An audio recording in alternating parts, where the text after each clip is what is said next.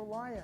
And actually, your mentor is, Jason Roeder, is a very dear friend of mine, and it all started out in a relationship here where I actually went to Lock Building for having a shed. That shed, the white shed with the black trim out there, you can't see it from here, but it's up on the wall. That's actually was my shed back in Damascus. Staged my 2 dogs out there, my John Deere. It was like a photo perfect moment, right? So now it ends up on the wall. Well, being a Marine, I got this photo of, this is Marine Corps color guard. And I'm not, here promoting military, participation or anything, or want anybody to enlist. But the point of this slide is teamwork, because Marines are one of the finest fighting forces the world's ever known, and I had the honor and privilege to lead Marines. But you got to be able to depend and trust on a fellow Marine. So when I got one of these guys on my right flank or my left flank, I know I'm in a pretty good situation. I'm not going to be operating out of fear.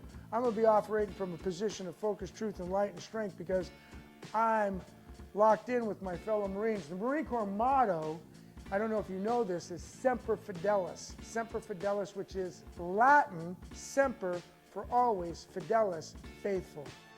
Always faithful. Always faithful to God, always faithful to family, always faithful to country, and always faithful to the Corps. When we don't have a sense of purpose, when a person can't find a deep sense of meaning, they distract themselves with pleasure. This is Viktor Frankl. He's a psychologist, a philosopher. He was in the internment camps in World War II, in the Jewish internment camps, because it's so much easier. I'm a broken record. Life ain't a solo sport. So why would I put this Belgian draft horse up there? Well, because this is the strongest horse in the world. All right, you can go fact check me. This horse by himself can pull 8,000 pounds, 4 tons. 8,000 pounds, 4 tons. They still use them in some of the farming communities in Europe where they can't bring in heavy equipment. So it's still a horse that's used. Go ahead and fact check it. Look at the size of that horse and look at it. Look at the muscles in that horse, the Belgian draft horse. One horse, 8,000 pounds, 4 tons. Watch this. 2 Belgian draft horses together, 2 of you, 2 Belgian draft horses, you would go, well, it only makes sense, Major B, it's 16,000, 24,000, 3 times the weight, 12 tons. Just because there's 2 together, they get harnessed, they look at each other, and they pull. It's the synergy, it's the strength when people come together. Now, watch this. This is what's crazy. This is, when the first time I heard this, I went and fact-checked it. Because when you get 2 Belgian draft horses that know each other, that's stable together, that go out to pasture together, that eat oats together, that really know each other and trust each other because they've seen each other in the stable and the farm and the pasture, 2 of those horses can pull 32,000 pounds, 16 tons, because there's trust, there's love, there's camaraderie. You put the harnesses on those 2 and they look at each other, and they pull. That's the power when we come together. That's the point. When we're by ourselves, very easy to get lulled into complacency, lulled into mediocrity, lulled into dailiness and routine.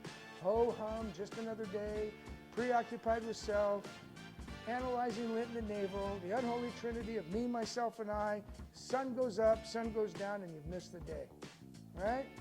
So when we come together, we're stronger together. We are stronger together. Well, the why is because if we don't make time for our wellness, we're going to be forced to make time for our illness. And that acronym in what we do is called a FEBA, as you can read that, FEBA. What does it stand for? It stands for Forward Edge of the Battle Area. Forward Edge of the Battle Area. Now, as an officer and command of troops, and when I set up a linear defense, if I've got to hold this ground here behind me, I got to hold this hill, I put up a linear defense, maybe a perimeter defense, but I got to protect that hill. So my battle is commencing from this position. I've got interlocking bands of fire, I've got Cobras on station, I got dead space covered by artillery and mortars, I got pre-designated targets, because when the bad guys come and I fire that Red Star cluster, we have to repel the enemy. Just the way it works in warfare. Sometimes though, here's the forward edge of the battle area, sometimes out here where the bad guys are at, There may be a patrol that gets caught up, or a looking post that's trying to get back in, and someone needs to get back into the friendly lines because the battle's out there happening, and I got to get them back in. So the highest compliment you could give to a Marine is, I will go beyond the forward edge of the battle area. I will go beyond the battle area. I will come and get you. I will hold you to my bosom, and I will protect you with my life. This man doesn't care what color he is. He doesn't care how much money he has in the bank. He doesn't care what kind of car he drives. He just knows he's a fellow Marine, and he's willing to risk his life, hold him to his bosom, and protect him with his life at all costs, and continue to fight to protect him. Are you that kind of friend? Do you have that kind of friend? Because it's not a physical war we're fighting, but there's a lot of people that are down and out. This may be a wound from alcohol or drug addiction or some form of abuse, right? And so we have to take care of each other. That's why I have this slide up here. It's the willingness to take care of our friends. I need to know that I've got someone I can call at 2 o'clock in the morning. No ifs, no ands, no buts. Pastor Roeder Jason Roeder would be that man also in my life. I could know I could call him anytime, any place and say, brother, I need you.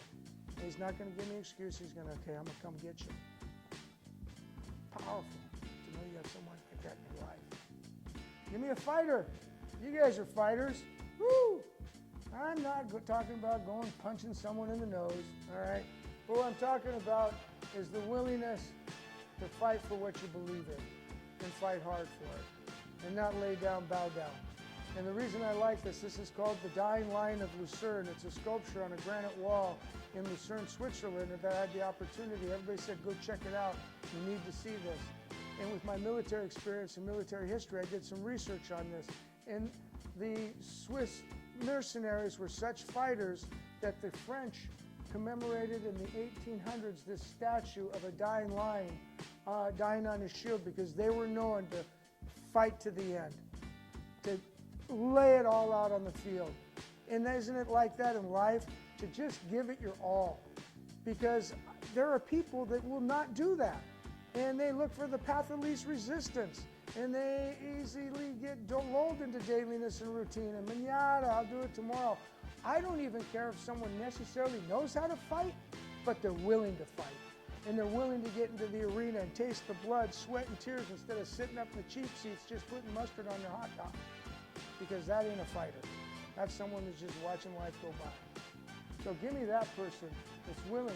And here's the thing. This is a very unique nuance of the sculpture, but I did some additional research because this is a significant. See that anguish on his face? See that hurt and that despair?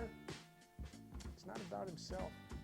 It's not about selfish me, woe is me, I'm going down. The agony he's expressing and that the artist was conveying, his sadness that he can't fight for what's right anymore. He can't fight for his wife, his children, his family, his values. He's just received the death blow. He can't do anything about it. He's dying on his shield, and his anguish is, I can't fight for you anymore. I wish I could, but I can't. That's powerful. Pretty bright future out there. Even if we've had some challenges, some problems, we don't want to let the past weigh us down. Today is November 8th, 2024. How many copies of that day are you going to get? How many? Yeah, one. Carpe diem. Seize the day. Seize the day. I got my high and tight haircut, military haircut. This is going to get shaved off tomorrow because on Sunday is the 249th celebration of the Marine Corps birthday. And this old retired Marine puts on his dress blues to go pay tribute to the Marines of the past, present, and future. I still remain 5'9", 185 pounds of blue twisted steel. And that's the way I'm going to continue to press on. Got married in him, we'll get buried in him, all right? You know, and you guys got a bright future. You're investing in each other. You got great mentorship. You got great leadership. Take stock. Take that positive inventory and think what you have. And because gratitude is the foundation of happiness. Being thankful and grateful for what you have is the foundation of happiness. So I hope you have a great day and continue to succeed here. It's been an honor and privilege to talk to you. God bless you. Thank you.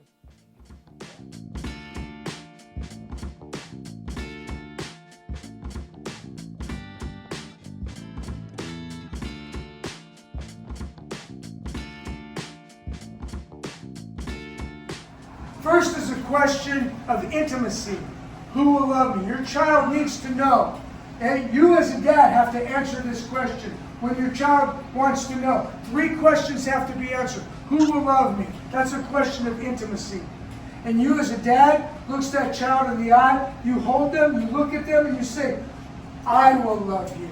Out of all the children in the world, you were sent to me. I will love you with all my heart until my last breath.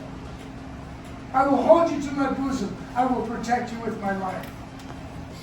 He loves you so much, you don't even realize that. But then when you think about it, and that love is center stage in your heart, the secret sauce I was talking about, you don't have to change anybody. You don't have to do anything to change anybody. You walk from that place with that love center stage in your heart. You're more giving, you're more loving, you're more kind, you're more patient. You allow the world to respond to that guy. You only convey the message, you do not control the response, so when your latte comes back and it's not exactly 128 degrees, you don't have a freaking meltdown like a little kid that dropped their french fries out of a Happy Meal.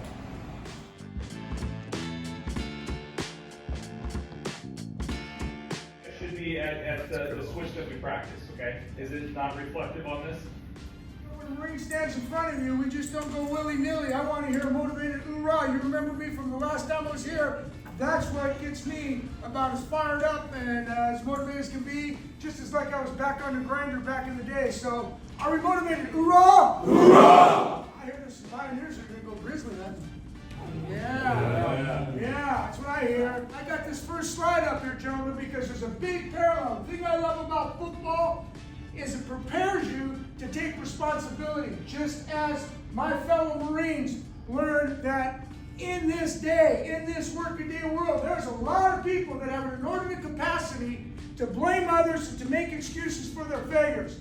What I love about football players, what I love about these guys, is I know you've been coached by this man, you take responsibility. Hoorah! Hoorah! I tell you what, tomorrow's not going to be any exception, because you know that you're going to be elbow to elbow, fighting hole to fighting hole, one well-greased machine ready to locate close with and hunt those grizzlies. Hoorah! Hoorah! See, these men have an eagle globe and anchor on their chest. That's what I love about the Marine Corps. I don't have to concern myself where he came from, what his background is, how much money he's got in the bank, what kind of car he drives. All I know is I got a man on my right flank and I got a man on my left flank that's got that eagle globe and anchor on their chest. I can depend upon them because they are United States Marines. Now, we're not talking about the Corps here. We're talking about preparation for life, and football's a big part of that. But there are parallels. So we're out in there on that field. You got to look to that man on your left. You got to look to that man on your right flank and know he's got a pioneer on his chest. Football is not a solo sport. Life is not a solo sport. A lone ranger is a dead ranger. A lone ranger is a dead ranger. It takes a team. And I understand you guys have been working really hard to create that cohesiveness of a team.